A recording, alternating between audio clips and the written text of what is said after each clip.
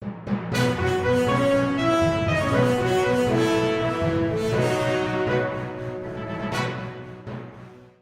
Nimitz-class aircraft carrier USS Abraham Lincoln became one of the first ships in the fleet to trap and launch the F-35 Sea Lightning II on September 3rd.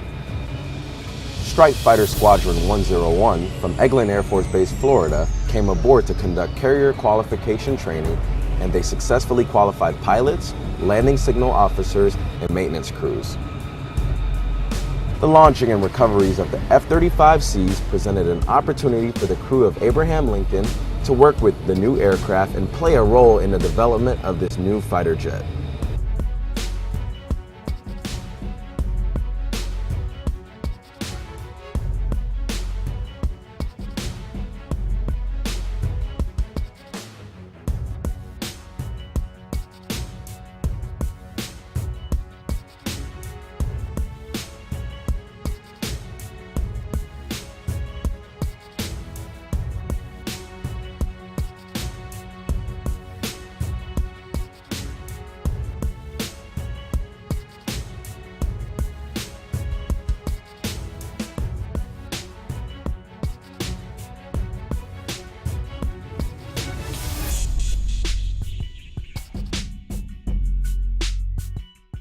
The strike group completed a 9-month deployment in the U.S. 5th and 6th Fleet areas of operations.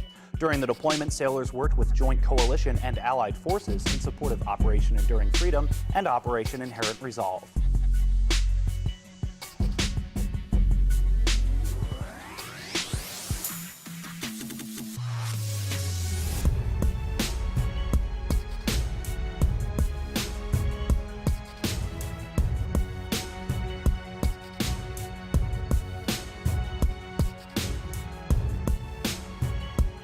The new way of creating canopies will take 4 days instead of 6 and use less tools.